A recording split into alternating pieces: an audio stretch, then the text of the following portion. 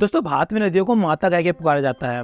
लोग इनकी पूजा करते हैं और माना जाता है इनमें डुबकी लगाने मात्र से ही लोगों के सारे पाप धुल जाते हैं। लेकिन दोस्तों, जहाँ ये नदियाँ सदियों से लोगों की प्यास बुझाते हुए आ रही है और इन नदियों के प्रति इतनी पवित्र मान्यता होने के बाद भी आज हमारे भारत की नदियों का कुछ ऐसा हाल है। नदियों का पानी नालों के समान काले हो चुके हैं। इन नदियों में जगह जगह आपको प्लास्टिक की बोतल्स, रैपर्स और पॉलिथीन देखने को मिल जाएंगे और यमुना नदी में तो आपको ऐसे स्नो की तरह झाग दिखाई देंगे। लेकिन आखिर सदियों से पूजने वाले इन नदियों का ऐसा हाल कैसे हुआ और क्या गवर्नमेंट इन नदियों को बचाने के लिए कुछ कर भी रही है या नहीं, इसी के बारे में हम डिस्कस करने वाले इस वीडियो में।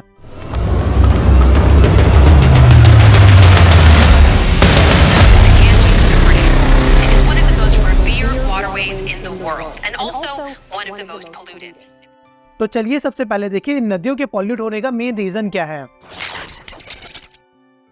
इन नदियों के पॉल्यूट होने का कोई एक रीजन नहीं है बल्कि कई रीजंस हैं, जिसमें से सबसे पहला रीजन है इन नदियों के आसपास बसे इंडस्ट्रीज, सिटीज और विलेजेस जो हर दिन लाखों लीटर वेस्ट वाटर जनरेट करते हैं और इनमें से बहुत बड़े भाग को बिना किसी ट्रीटमेंट के इन नदियों में डिस्चार्ज कर दिया जाता है। डाउन टू अर्थ के इस आर्टिकल के अकॉर्डिंग दिल्ली में हर दिन 2000 मिलियन लीटर से भी ज्यादा अनट्रीटेड वेस्ट वाटर को डिस्चार्ज कर दिया जाता है बिना किसी ट्रीटमेंट के। और कुछ यही हाल हमारी माँ गंगा का भी है।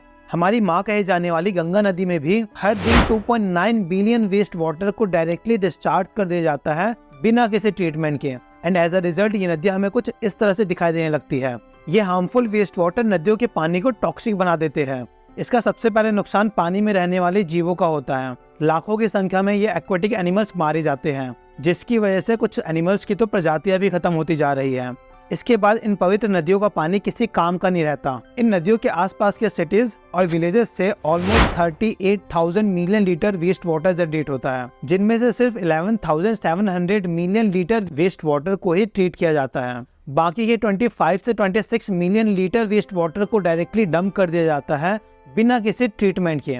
पर इतना ही नहीं, इसके अलावा भी फार्मिंग में यूज किए गए केमिकल वाले वाटर को भी बिना किसी ट्रीटमेंट के इन्हीं नदियों में डिस्चार्ज कर दिया जाता है। साथ में mining, climate change, improper waste management और कई जगह तो डायरेक्टली सॉलिड वेस्ट को ही इन्हीं नदियों में डाल के पॉल्यूट किया जा रहा है। लोगों का इन नदियों के प्रति इतनी मान्यता है कि लोग इन नदियों में नहाते हैं और साथ में इसका पानी भी पी जाते हैं, जिसकी वजह से उन्हें बाद में कोलेरा, हेपेटाइटिस और डायरिया जैसी बीमारियों से जूझना पड़ता है। पर ऐसा भी नहीं कि पूरी दुनिया में पहली बार भारत की नदियों का ये हाल है। आज वर्ल्ड के क्लीनेस्ट रिवर कहे जाने वाले थेम्स रिवर का भी एक समय यही हाल था। बल्कि थेम्स रिवर की तो कंडीशन इतनी खराब हो गई थी कि उसे द ग्रेट स्टिंक यानी महान बदबू कहा जाने लगा था, क्योंकि इस नदी की बदबू और गंदगी की वजह से आसपास के लोग हैजा जैसी बड़ी बीमारियों के चपेट में आने लगे थे। इन सबको देखकर वहाँ के क्वीन ने जोसेफ बेजलगेट के लीडरशिप में एक प्रॉपर प्लान बनाया, जिसमें सीवेज सिस्टम, गार्बेज डंपिंग और रिवर क्लीनिंग प्रोसेस को सुधारा गया। इस पूरे प्रोसेस की वजह से थेम्स रिवर क्लीन होते होते आज वर्ल्ड के क्लीनेस्ट रिवर में से एक है। हमारे भारत की गवर्नमेंट को भी गंगा, यमुना जैसी नदियों को साफ करने के लिए ऐसे इंपॉर्टेंट स्टेप्स लेने की जरूरत है।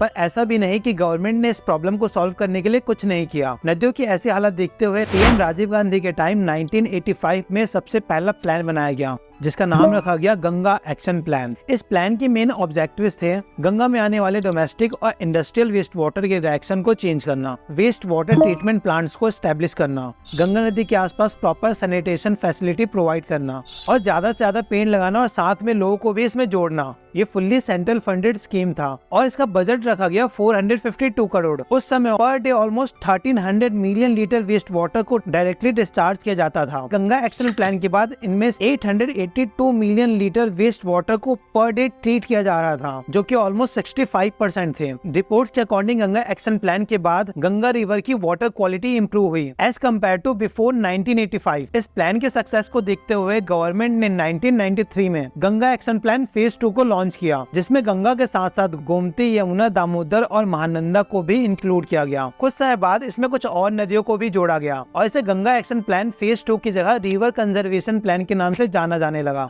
पर मार्च 2000 में गंगा एक्शन प्लान फेज 1 को क्लोज कर दिया गया। इसका रीजन बताया जाता है टाइम के साथ साथ फंड, पब्लिक अवेयरनेस और टेक्नोलॉजी में कमी आना, साथ में पुअर कोऑर्डिनेशन अमंग स्टेट और इम्प्रॉपर मॉनिटरिंग को भी एक बहुत बड़ा रीजन बताया जाता है। इसके बाद गंगा एक्शन प्लान फेज 2 यानी रिवर कंजर्वेशन प्लान पे फोकस किया जाने लगा, क्योंकि माना जाता है गंगा एक्शन प्लान फेज 2 काफी सक्सेसफुल रहा। इसमें 652 प्रोजेक्ट्स को कंप्लीट किया गया आउट ऑफ 764 और 35 sewage treatment plant under construction construction में थे। इस प्रोजेक्ट का बजट 1500 करोड़ था, जिसमें से 30% स्टेट फंडेड और 70% सेंट्रल फंडेड था। माना जाता है इसकी वजह से रिवर की वाटर क्वालिटी काफी इम्प्रूव हो गई थी। इसके बाद 2014 में newly elected PM Shri Narendra Modi Ganga को क्लीन करने के लिए एक और प्रोजेक्ट लॉन्च करते हैं, जिसका नाम रखा गया नमामि गंगे प्रोग्राम। इस स्कीम में गंगा को क्लीन करने के लिए 20,000 करोड़ का बजट निकाला गया। इस प्रोजेक्ट का मेन ऑब्जेक्टिव था पुराने सीवेज ट्रीटमेंट प्लांट को सुधारकर उसे नई टेक्नोलॉजी से रिबिल्ड करना, ग्राउंड वाटर को रिस्टैब्लिश करना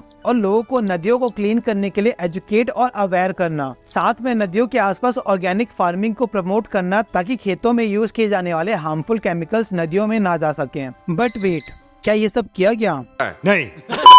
गंगा एक्शन प्लान की तरह नमामि गंगे प्रोग्राम को भी अच्छे से इम्प्लीमेंट नहीं किया गया एंड एज अ रिजल्ट ये प्रोग्राम भी हमें फेल होता हुआ दिखाई दे रहा है, क्योंकि इस लेटेस्ट डेटा के अकॉर्डिंग भारत में per day 72.4 billion litre waste water generate हो रहा है, जिनमें से 26.9 बिलियन लीटर वाटर को ही ट्रीट किया जा रहा है, जो कि लगभग 37% होते हैं, और बाकी के लगभग 3% वेस्ट वाटर को डायरेक्टली नदियों में डिस्चार्ज किया जा रहा है। तो क्या अभी के समय इतना ट्रीटमेंट करना सफिशिएंट है? ऑब्वियसली नहीं, क्योंकि आज तो हमारे नदियों का बहुत बुरा हाल है। गवर्नमेंट के अकॉर्डिंग नमामि गंगे प्रोग्राम काफी सक्सेसफुल रहा, लेकिन गंगा की हालत ऐसे देखने के बाद मैं बस यही कहूँगा, कुछ भी।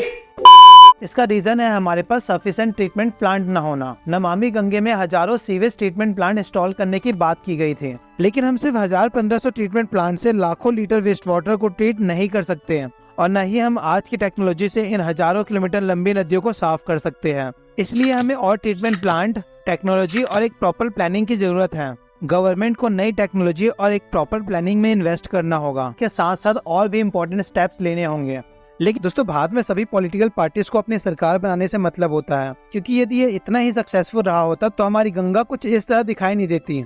इसीलिए हम लोगों को ही कदम उठाने होंगे। हमें ज्यादा से ज्यादा लोगों को अवेयर करना होगा, क्योंकि अवेयरनेस के बिना ना तो सरकार कुछ कर सकती है और ना ही करेगी। हमें लोगों को नदियों में कूड़ा और वेस्ट वाटर डालने से रोकना होगा, और साथ में हमें गवर्नमेंट के ऊपर प्रेशर बनाना होगा कि यदि कोई इन नदियों में कूड़ा डाले तो उन्हें पनिश किया जाए और ज्यादा से ज्यादा वाटर को ट्रीट किया जाए। इसके अलावा दोस्तों, आप मुझे कमेंट बॉक्स में बताएं कि नदियों को बचाने के लिए हम और क्या क्या कर सकते हैं। बाकी मिलते हैं दोस्तों किसी और वीडियो में, तब तक के लिए जय हिंद, जय भारत।